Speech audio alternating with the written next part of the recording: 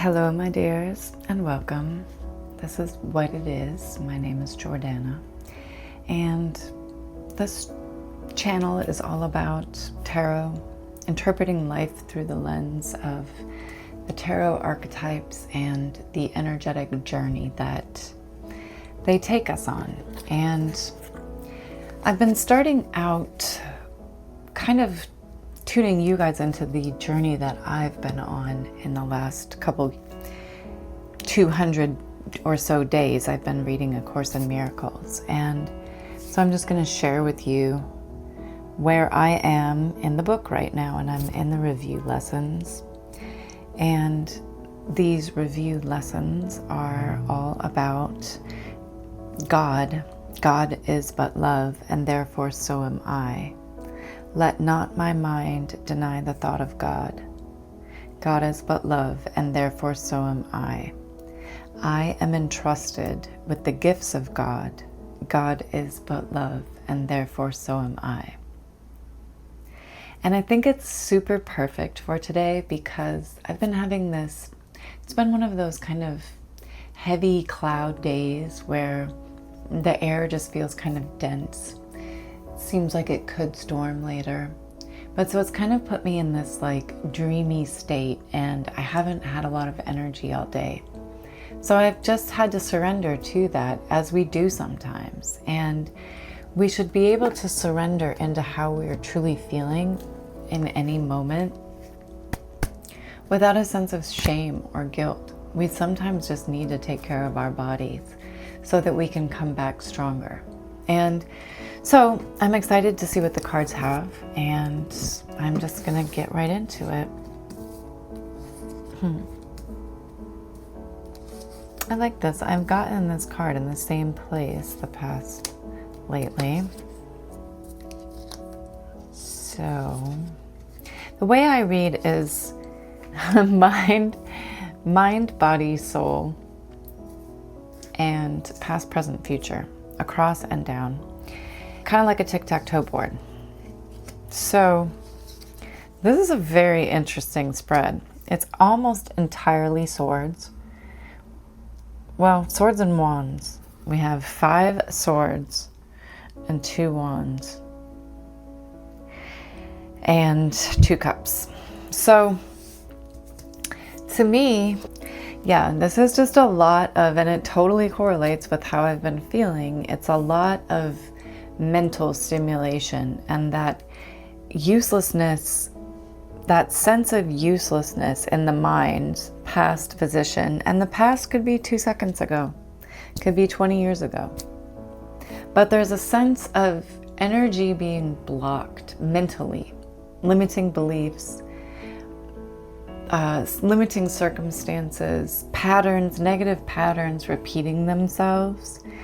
And but in a mental way, right? Like you're as trapped as you think you are. And you can repeat the patterns as many times as you think that you need to. We really are just able to change our thoughts. And when we change our thoughts, we change our beliefs. And it takes time. It's not always a fast, linear process. And it takes dedication and patience and repetition. It's not like you can just go to the gym and do 5 push-ups and suddenly you've got, beefcake abs. Like you really, or biceps. Repetition and patience and certainty that what you are doing, rewiring those beliefs, that it's going to play out in the end and that it's going to serve your purpose. And with victory, which is a repetition from a few days ago, in the mind position in the present moment, 6 of Wands, victory, everything moving in the right direction, like clarity, certainty of vision and direction, and just purposefully moving in that direction. There aren't a lot of obstacles in this place. And this is when we're really able to stay neutral about life and circumstances, not falling into judgment saying, oh, because I'm tired today, that makes me a loser, or I'm going to fail. just give yourself the day. This society has raised us to think that productivity proves our worth when we were born worthy. And the 9 of Swords in the reverse, cruelty, shows your being freed from that paradigm of believing that you have to adhere to a system or punch a time clock or collect a certain level of a paycheck to be worthwhile. And when you free yourself from that paradigm, you come to this place of peace within your body. This feeling of like time being suspended, where it's kind of like this day to day where there's just this like unknown energy, but it's not really bad or good, it's just suspended. And so that energy has a lot of balance and peace to it, because there is a sense of truce. Like you've just come to an understanding with your reality that not every day is going to reflect your highest manifestation, or you're not every day going to be able to vibrate on the same frequency, but you can, over a period of time, raise your baseline frequency so that when you dip, you're not dipping. Like I used to dip and I would be, a week out where I just couldn't communicate with the world or with myself, and I just had to shut down. And over time and learning how to master my own energy, I've made that time I've condensed it, and I can collapse it that much faster, especially when I just surrender to the feelings that are in my body. Because when you cut yourself off from the things that you actually need to do, and we're talking now about the present situation with the 6 of Swords being in the present place in the body line. The practices that we have, the getting of enough sun, the getting enough nature, the getting enough rest, the scientific way that we take care of our body when we really nurture ourselves in the way that we need to be at our peak and to be at our best as much as we possibly can. How are we supporting ourselves to be able to sustain that level of frequency and that level of energy, bringing it up and up instead of having to recoup so much rest, in order to move forward, while also being attuned to the fact that modern society has taken us out of the cyclical nature of life. And that is what really has always supported people's nervous systems and their sleep cycles, was being in nature and always touching the ground on a daily basis. Being outside keeps the nervous system attuned to nature. Nature is very calming to the nervous system. And if we're not getting enough of it, this sense of discord comes in. And the 5 of Swords in reverse shows again that learning how to move out of that sense of dips in energy being a cause to feel like you're being defeated. Because it's not. All tides ebb and flow. Energy goes in waves. And you have to be able to ride the highs and experience the lows and find your way back to that middle ground and that place of balance by relying on the systems that you've created for yourself. Mindset can only take you so far. You have to have these routines that are able to support you on a regular basis. And in the spirit line, it shows this happening. Because in the spirit line, in the past position, is this sense of power, is this sense of energy and strength, and of combustive just energy moving towards something. And it's pretty directed. This is when you're really able to train yourself to to hold and to maneuver great amounts of energy, really working in harmony with the universe, because you've learned how to master and direct your energy.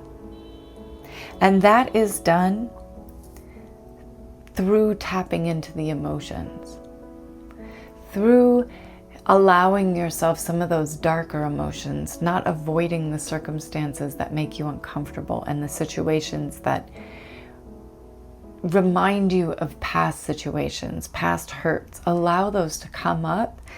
Because it's in the reverse, it shows that there's a tendency to maybe do that, to not allow your emotions to flow and to mother yourself and to give yourself the experiences that you need, especially because this is the Queen of Cups. So it's a very mothering energy, giving yourself that nurturing. What you feel you're missing from your childhood story, your childhood inner child wounds, you can give them to yourself, either as your future self or in the present moment, and give yourself those feelings of comfort and safety and nurturing and belonging.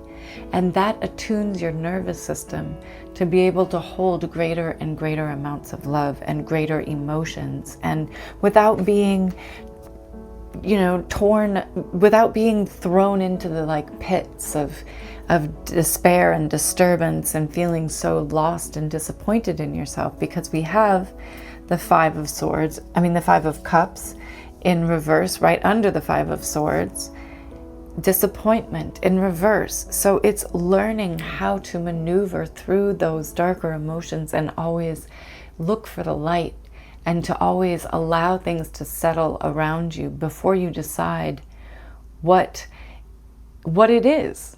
Because if we're trying to see what it is through our perceptions that are based on our past and the beliefs that we've held on to, we're seeing a distortion.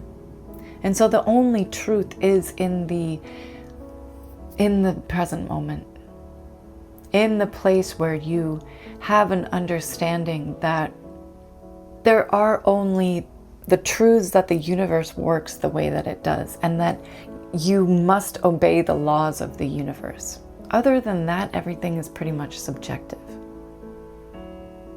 And so in the significator card, we have...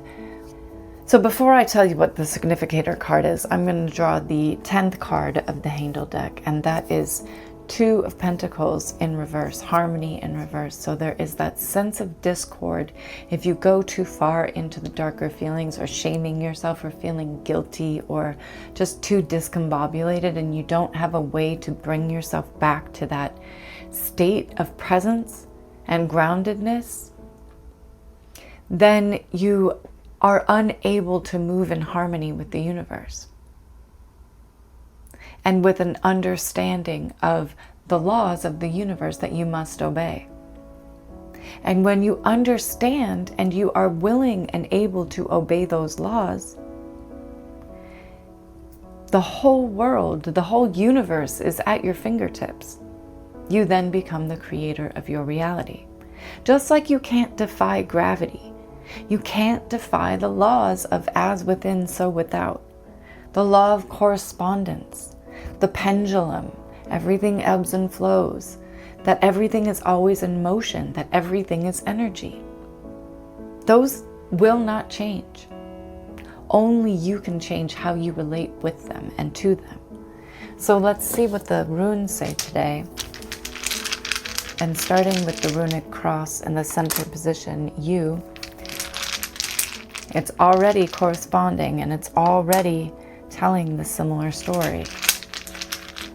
Hagalaz in the center position,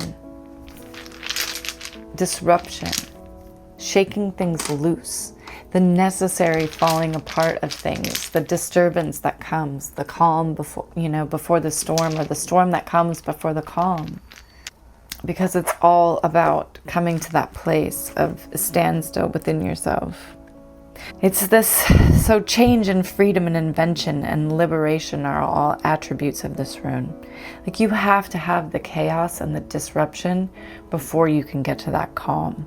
And because everything is, in a sense, beyond your control, you may as well surrender to the situation and surrender to the universe and just say, whenever it shows up, I'm good. I know that what I want is happening, and whenever it shows up, I'm good. I'm not going to keep checking to see if it's on its way. Like, you made the order, you don't need to keep checking the tracking number. Unless you live in a big city like I do, and then sometimes you do so that people don't steal your mail. But that's another story. So part of this understanding with this rune is that as much as you are bound by the laws of the universe, you, without knowing how to work with them, are creating, your own nature is creating the disturbance. Your own inability to tune in and reharmonize with the universe and with nature is what's creating this disturbance, because there's so many swords. It's all mental, right? It's all these mental thoughts and too many thoughts and energy that's, there shows a lot of direction with the energy, with the wands, both the 6 and the 9. They're moving in a linear direction. And so that's the trust and the certainty, and everything else is just sort of the mental chatter that you have to get through to come back to that place of stillness. And the end line of this, discussion about this rune is the universe and your own soul are demanding that you do indeed grow. And Ansus is in the past position. And again, we have Hegelaz is on page 99, Ansus is on page 66. So again, there's that 6 and 9, those numbers being repeated. And Ansus is the messenger rune, paying attention to the signs that the universe is giving you, paying attention to the signs that your body is giving you, your mind. A mind that is constantly thinking needs rest, needs to tune out, needs to slow down, needs to reconnect with nature and their emotional body, getting into the body, dancing, moving, touching the ground, running, exercising, allowing your body to calm the nervous system, which then calms the mind. And Othilla, coming in the future position, retreat and separation, and sometimes that need to withdraw, to go within, to take that space and have that quiet, and to heal and to process your emotions, and to learn how to be okay with them without any sort of outside influences. It's all part of the growth process of knowing oneself, is knowing when to tune in and when to trust your own judgment and own guidance. Because the foundation of this reading is Thursaz, which is the gateway, which is how we learn to go within to find the answers, and how we connect with the divine, and how we recognize that we are part of the great all. And by leaning into what is reflected inside, we're able to learn how to alchemize and to align with the truth. And so this is just asking you to, in a sense, see yourself as at a gateway, and your whole life is stretching before you. And learn to move from a place of curiosity rather than through those past beliefs. Because then when you assume, or you expect, or you're attached to a certain outcome, you're starting to live again through the ego mind.